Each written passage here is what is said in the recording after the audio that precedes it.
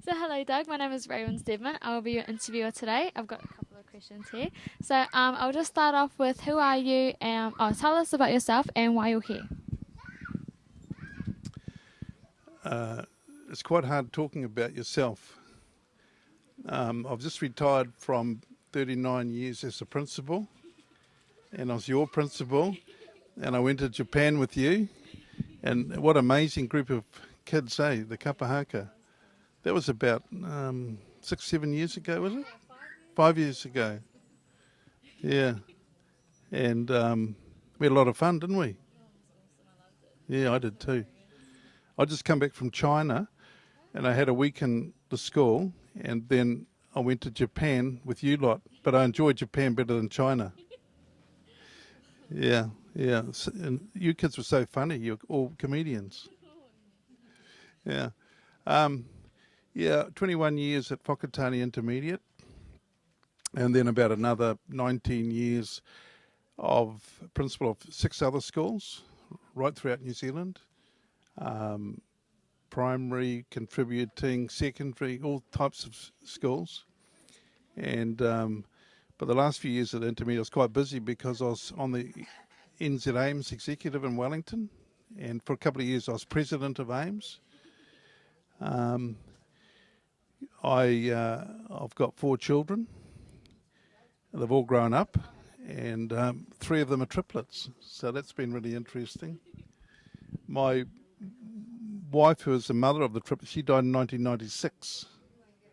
So I remarried. I married Miss Beeman. Remember her? She did. Yeah. She was the art teacher. Yeah. You loved her. Yeah. Yeah. So. Yeah, the kids are all doing great. You might be taught by one of my daughters, McLean, Brunetti. She teaches English at Whakatane High. Oh, you're Trident. Yeah, yeah. Blue, yeah. Yeah. So I originally came from a place called Ngatia. That's my hometown. But I won't go back there because I really enjoy Whakatane, and Whakatane is certainly my home, and I've been here 21, 22 years in Whakatane. So, yeah, last time I ran for mayor and didn't quite get there, went pretty close. Do you remember that?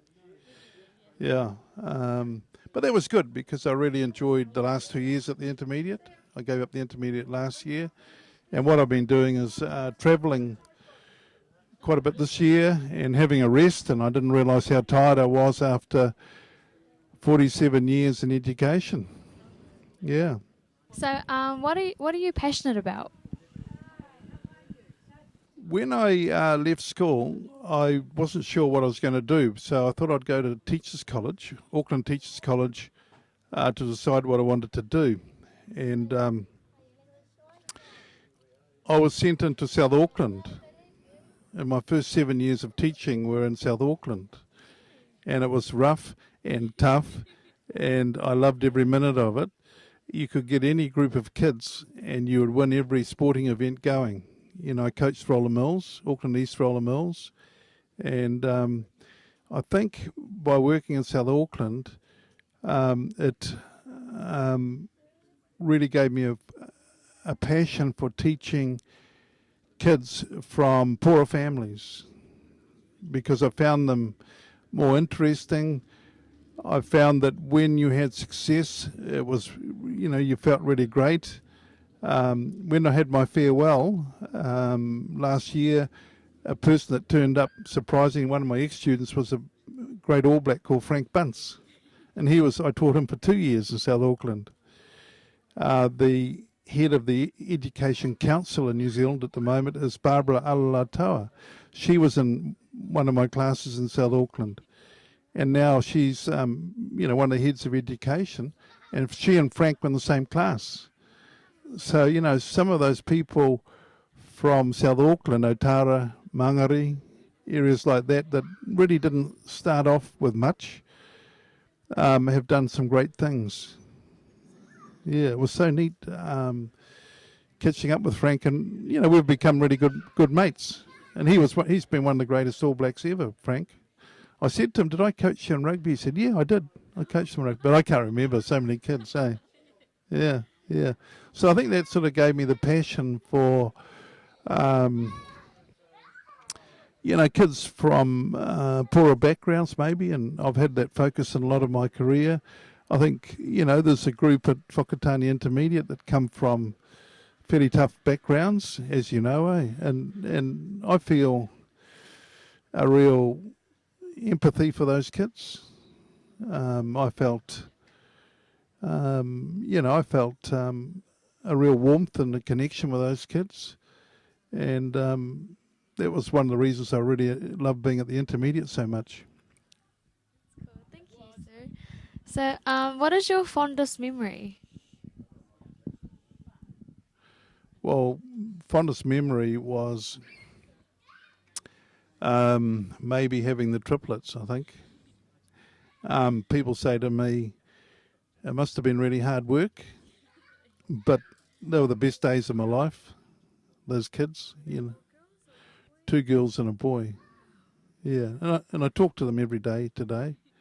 One lives in Melbourne and 2 are in Auckland, but we talk every day. And of course, I'm really close to my oldest one, that lives in Whakatane. So, yeah, maybe having the triplets was my fondest memory. Awesome. So, who is someone you admire or look up to? I think when I was posted to South Auckland, I met some really inspirational teachers, and there was a principal of Arahanga Intermediate. It was a brand new school, and we set it up in Mangere, and the principal was a man called Glyn Beddoe, and he was a Welshman, and he had an amazing connection to kids through storytelling, and I used to try and tell the kids at intermediate stories, but I didn't do it nearly as well as him. He had a gift. I didn't. But he was just an amazing educator, and I probably really looked up to him. I didn't get on particularly well with my dad, but I certainly looked up to my father. He had great advice, and he really did, had a lot of achievements in his life. So probably they were the 2 most inspirational people in my lifetime. Thank you. That was awesome. So, tell me about your youth. How did you grow up? I was born into a community called in Turua, and it was a Māori community. And my mother was born in New Zealand, but she had been brought up in England, and she came out of England and she didn't really cope. She had 3 kids under 5 to start with. We ended up 5 of us, and she didn't cope very well. And so it was a Māori community, Turua. So I remember my first 4 years of my life were amazing. Before we moved to Ngātia from Turua, is that I had these great mates, Pop and Stanley Taipori, and living in this Māori community was amazing for preschoolers because we had so much freedom. At 3 I was eeling down the river and things like this, and they were great days, and it took me years to get over moving from Turua. But some of the old people there couldn't speak English, they only speak Māori. I knew what they were saying. I couldn't understand a word they said, but it was by their tone. But they, one of the old kuia, Mrs. Hautini, she couldn't speak English, and she had no teeth. And I used to be fascinated, I was only about 3, how she used to eat biscuits. She used to dunk her in the tea because she had no teeth. And I always thought she was growling at me, but what it was Māori, and the way she talked at me in Māori. But I sort of got the idea what she's trying to tell me. That's cool. That's awesome.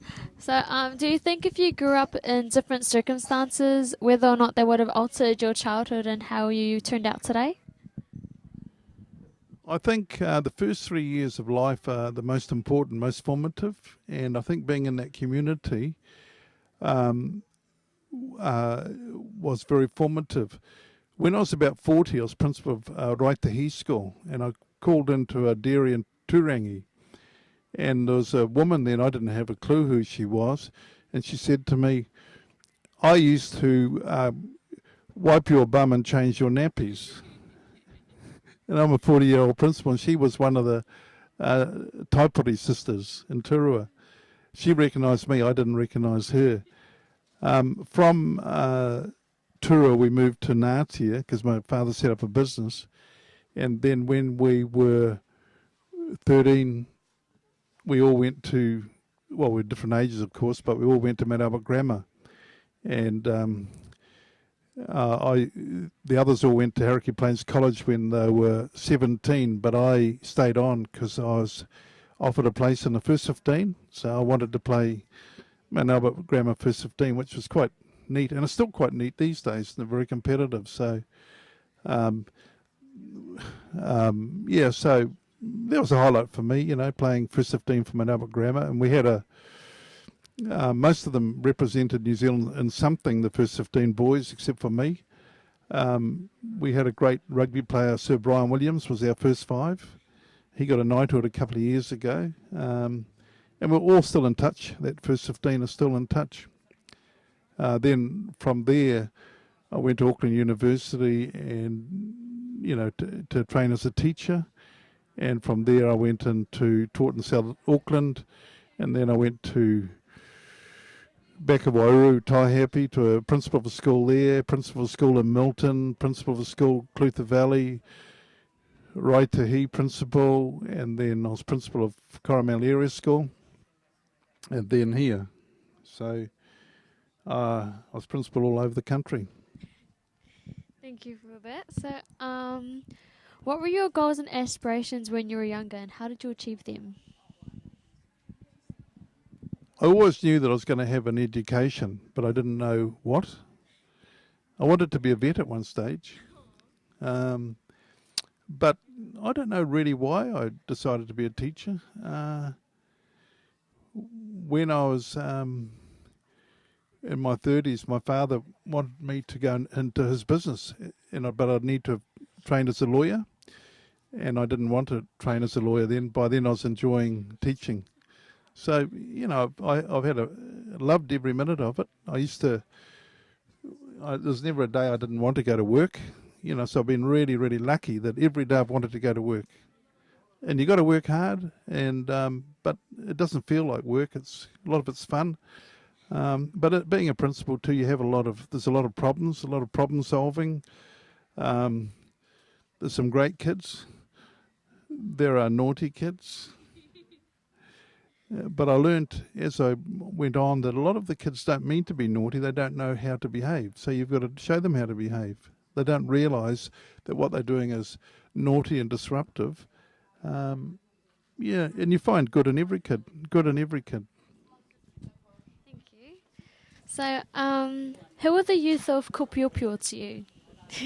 Who are the youth of Kopeopeo? I don't know much about it. You better tell me. So, when we say the youth of Kopeopeo, I guess it's like the kids, like students that come from Whakatane Intermediate School, just walking around, meeting up at the dairy, Whakatane High School kids just walking through to get some food, and then like Trident High School kids walking to get back home, just like stuff like that. I've always been very aware of the youth of Kopi. Yeah, and but some people feel a little bit uncomfortable with the youth of Kopeopeo. I was called down by a businessman one day, and he was quite frightened of you young people, and I said I'll show you how to talk to them. There's a group of boys coming and I said, "G'day boys, how's your day been?" And they couldn't wait to tell me. They were so polite and fantastic. That's what it is, isn't it? But I think people are nervous when people walk around in a group. Yeah, it could be that, but people have got to learn, if you respect them, they'll respect you. I don't ever remember in my 39 years as a principal and as a teacher, well, as a principal and teacher, some of that principal time, ever been sworn at or ever being treated disrespectfully. Kids at the intermediate, I never felt any disrespect. Did you see some? I don't see any that I remember, I guess, but that's cool. So, what do you think it's like to be a young person in Kopeopeo? I think there'll be a lot of frustration. I remember when I was 14, 15, I had an anger. I was angry at things, and I don't know why. I think it's all part of being a teenager, growing up. I think it's because a couple of 100 years ago, kids that are 14 or 15 would leave their families. But today, kids up to, mid-20s stay with their families. And sometimes it's not all that harmonious. And I think it's normal to be... I didn't know why I was angry, but I just felt angry. But the only time I was really relaxed was when I was with my mates. And so I understand it. It's just part of being a human being, I think. But young people need to have hope, need to have a goal, need to see a future. And one of the things that I would like to do if I get on council is help economic development so that the young people have a chance at a job. Because I know the mussel industry are always looking for people to work on the mussels. It's tough work, 10 hours a day, often out in the barge in rough weather. But it's when you get used to it, it's a great life. And the mussel barge skippers, that skipper the boats, they're ex-students of mine from Coromandel Area School. Yeah. And both of them went through, they found school pretty hard, and I let at least one of them leave school early to go and work on the mussel farms, and he's doing great things now. He drives that big, he's a skipper of that big boat, the North Quest, the big one. They're real skilled people now. Well, the young people of Kopi, if they can get hope, if they can tear themselves away from their peer group, that's true, eh? And do their own thing, be themselves. Thank you. That was cool. So, what's another question? Oh yes, what is it like to be a person your age in Kopeopeo?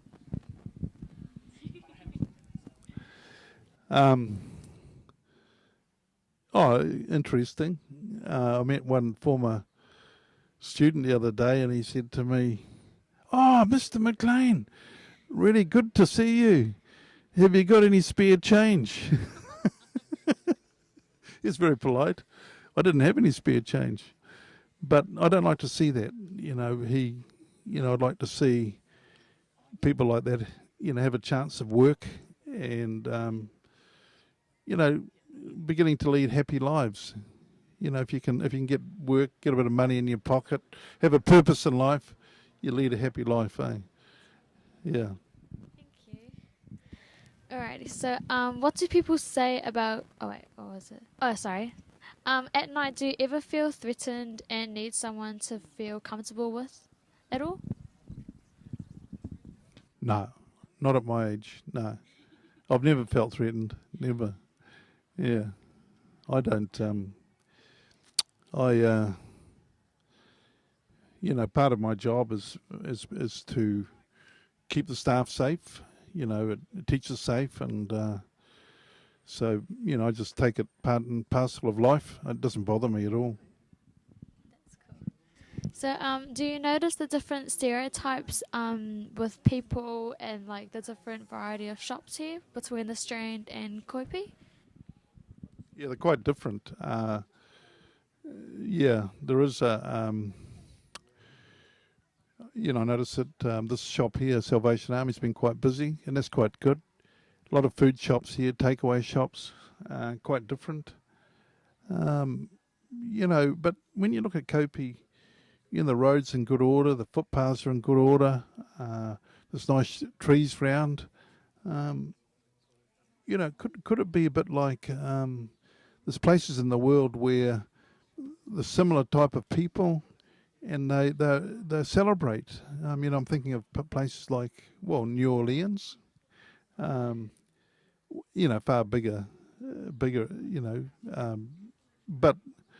um, yeah, you can create a culture and a beauty and celebrate the diversity and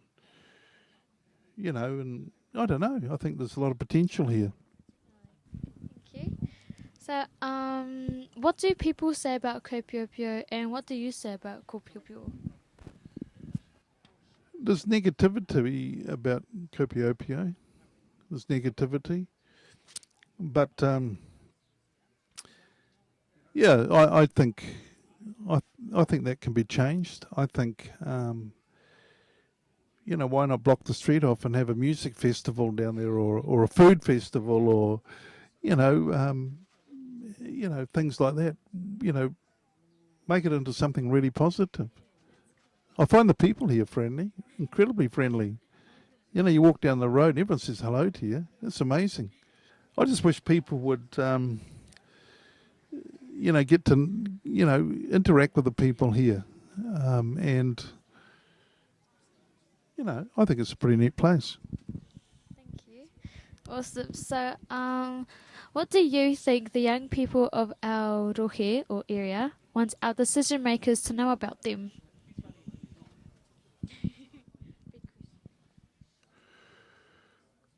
That they have potential and they're human beings and they deserve respect. That's cool. Nice and sweet. Nice and short. So, what do you think our young people feel should be important to our decision makers?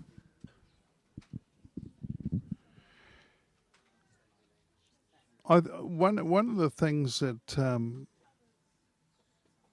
I've thought a lot about.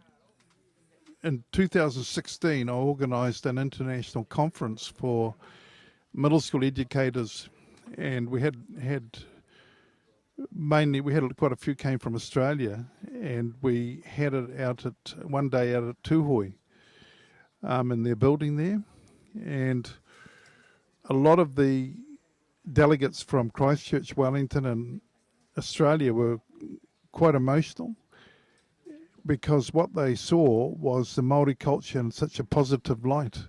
They saw the positive light of Māori culture, amazing culture, and they saw how positive things were, and it changed a lot of their thinking, their lives, and it certainly had a big impact on me. And in some way, we need to. This is Māori heartland, and we somehow need to get out there this aspect of Māori culture. International tourists would love to see it, love to experience it. We've got a hidden gem here that we take for granted, but it is unique to Whakatane, really, because we have a high population of Māori here, and I noticed when I came here, I've been in areas where there's Māori everywhere, but it is very rich here in Māori history and Māori culture. So, last question of the day. Do you think it's important for everyone to vote? Yeah, it is. I do feel that the voting system's a bit antiquated. You people, young people, don't know how to lick an envelope shut and put it in a letterbox, do you? It's not about actually voting for it. It's just we don't have enough information to actually learn about the candidates. I guess we can't really. Well, the election time is quite short, about 6 weeks, I think, and see, I don't know what much about the other candidates, and I've got no idea how it's going, the election. This is quite unique. There's so many candidates for 5 positions, so it's going to be really hard. I had more of an idea last time. The 6 mayoral candidates last time, and I was pretty wrapped in how close I got. But the incumbents do have an advantage with, mayors. 85% of mayors get voted back because people haven't know who they are. So yeah, it is a hard one. It's a bit of a lottery. But you guys should have idea. How many have you interviewed? Definitely over 11. Over 11. And I bet you've forgotten about a lot of it already, have you? No, there's still some in my brain. Yeah. You've done an amazing job, though. You're a natural interviewer. We expect to see you on television one day. Maybe.